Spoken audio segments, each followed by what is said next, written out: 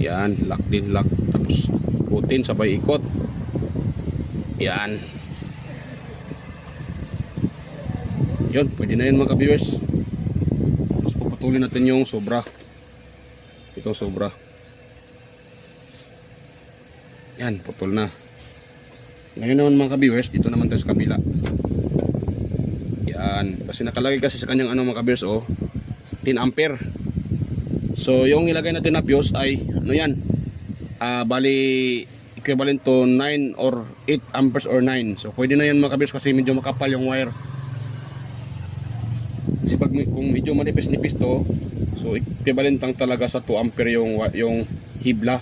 Kaso medyo ano siya. So yung nilagay ko ay 4 na strand lang para 8 or 9, pwede na yun siya mga ka-viewers. Yan.